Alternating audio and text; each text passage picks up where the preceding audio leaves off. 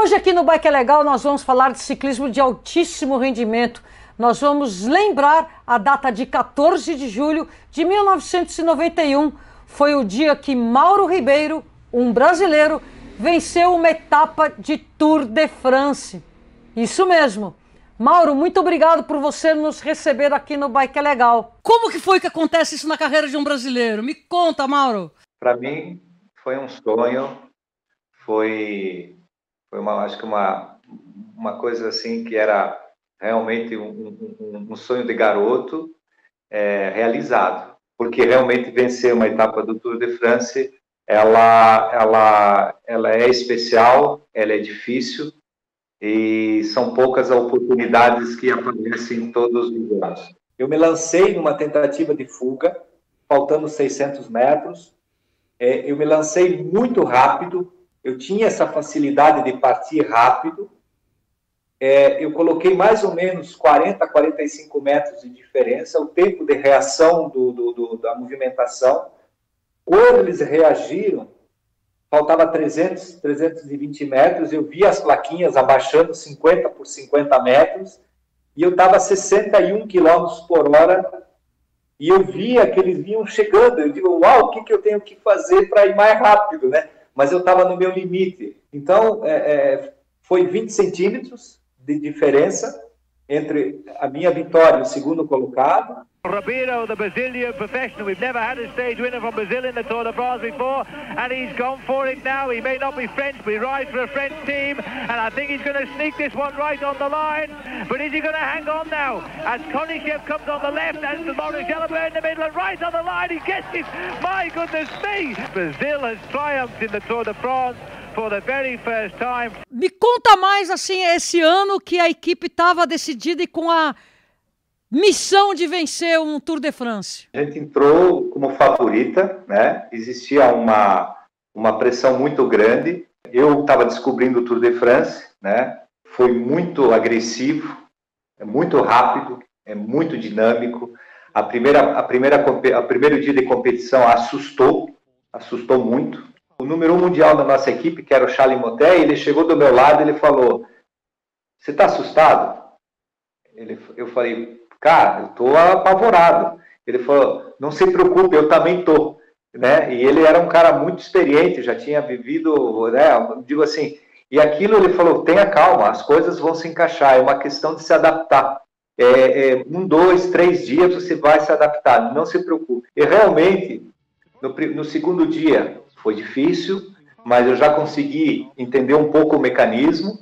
No terceiro dia, já comecei aí a participar, realmente, daí você fazer a movimentação, que quando você olha na televisão, parece ser tão bonito, tão simples, aquela corrente que vai de um lado para o outro, ela se move assim, mas eu posso dizer para você que é cheiro de borracha queimada o tempo todo, freia muito, muito cutuco, assim, sabe, é muito no limite, você fica num espaço de 10 centímetros em volta de você, e vira e mexe, você dá uma freadinha a mais, o outro já vem, bate atrás de você, fica cutucando, é muito estressante. Aí no quarto dia as coisas foram encaixando, no quinto dia foram encaixando, no sexto dia já começou a abrir um pouco mais, eu já comecei a perceber que eu estava solto, já tinha passado aquela coisa assim tensa, eu já estava muito mais dentro do jogo. E aí no sétimo dia houve um ataque, faltando 35 quilômetros para a chegada, e eu saltei, né, encaixei nessa fuga, eram 4 corredores comigo, e foram pegar nós a 300 metros da linha de chegada. Então, isso me deu assim, uau! No dia seguinte houve a contrarrelógio, né, a famosa contrarrelógio, aonde colocou o time bastante recuado, com perspectiva de vitória do Tour de France. E o melhor classificado foi 26º colocado, que foi o número 1 mundial da nossa equipe, mas que a margem dele de trabalho era para ele ficar entre os 8, para você ter uma ideia como foi decepcionante para ele, né? E depois veio a reunião, a famosa reunião com o chefe, com o dono da equipe, né? Dizendo que aquilo não era o investimento que ele tinha feito ou a perspectiva que ele tinha esperado para fazer o Tour de France. E o técnico, daí o diretor esportivo que comandava a Operação Tour de France falou: vamos para frente, vamos brindar um novo começo e vamos fazer isso daqui valer a pena, né? E aquilo daí no dia seguinte, claro, a gente tomou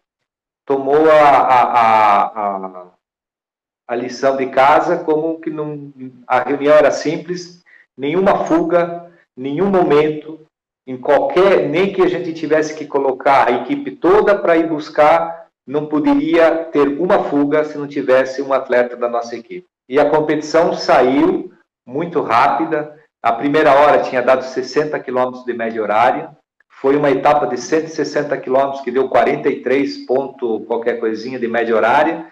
No final escaparam 16 corredores, eu estava dentro dessa escapada e no finalzinho me destaquei e venci a etapa.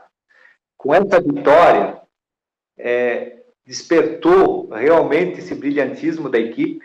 O dono da equipe, né, o boss, né, me ligou, felicitou e falou que às vezes as coisas acontecem dos pequenos quando a gente espera os maiores atos, e são os pequenos, falando sobre atitude, né? Mas eu acho assim, que todo mundo naquele dia levantou com essa dinâmica e aquilo despertou uma coisa fantástica, porque depois a gente teve mais 3 vitórias de etapa, conquistamos a camisa de montanha e ainda terminamos em segundo por equipe e 4 na classificação geral individual. Quer dizer, assim, foi fantástico. Eu digo assim, foi um Tour de France glamuroso, tanto para a equipe, foi o melhor Tour de France que a gente tinha idealizado da história da equipe, foi um momento extremamente grandioso, né?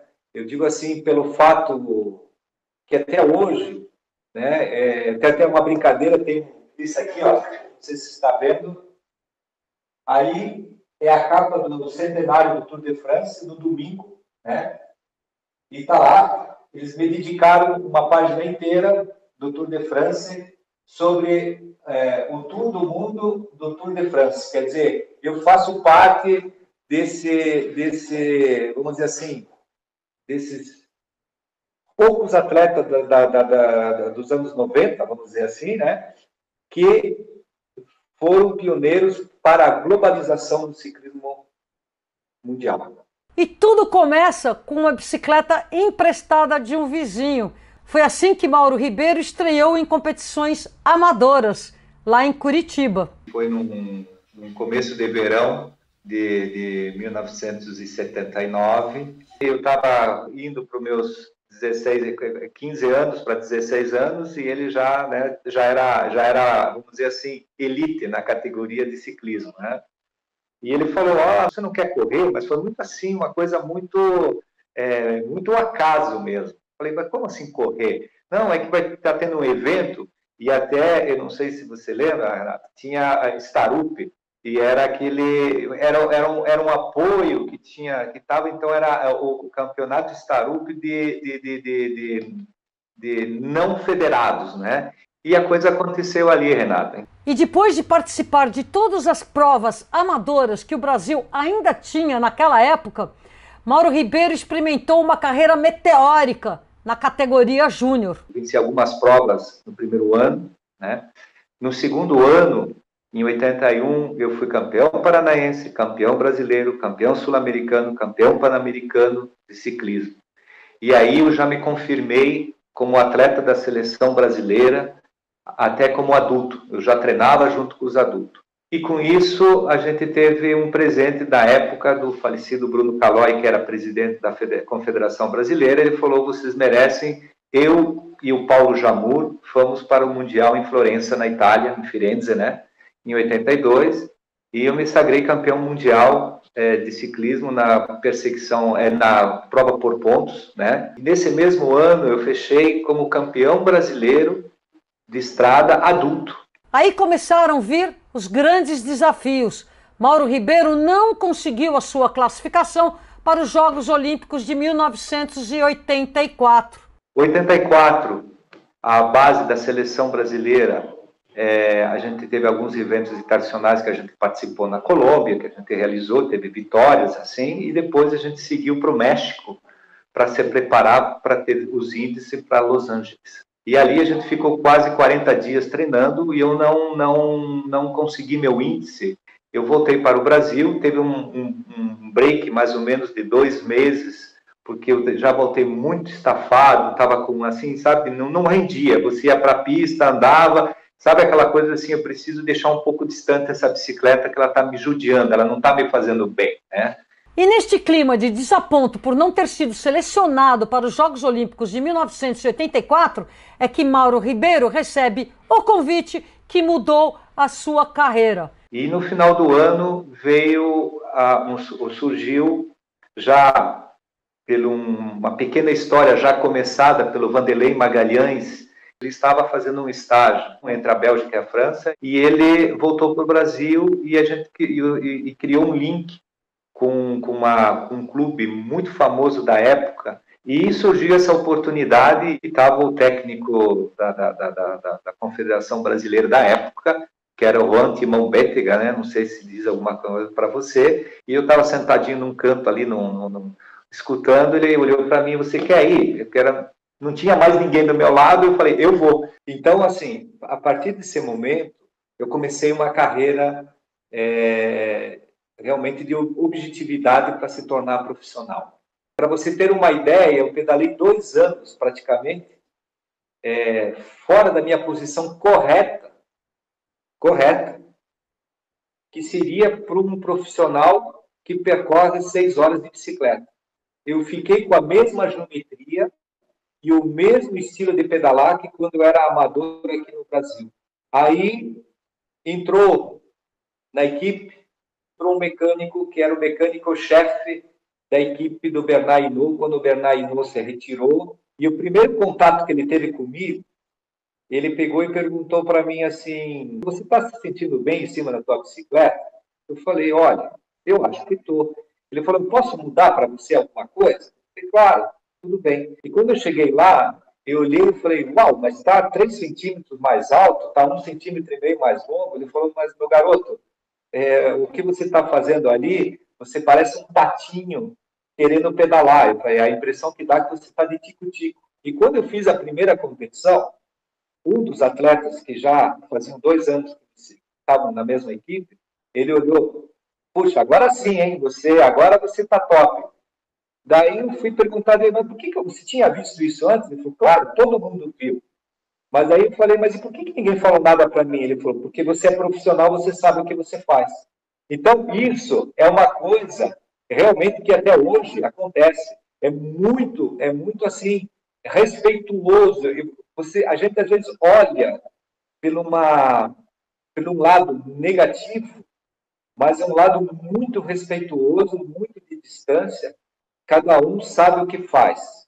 E realmente, daí eu comecei a avançar, e aí eu fui só crescendo, e uma coisa fantástica que aconteceu foi o respeito que eu ganhei da equipe.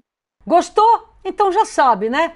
Curta e compartilhe este vídeo, siga-nos lá no Instagram, inscreva-se no nosso canal, o canal do Bike é Legal. Também me siga nas minhas redes pessoais, @RenataFalzoni. E já sabe, né? Vamos segurar a vontade de pedalar. Só saia de casa se realmente você precisar. Considere a possibilidade de mudar o seu meio de transporte para bicicleta, valeu? Então já sabe, né? Vambora pedalar muito depois dessa pandemia.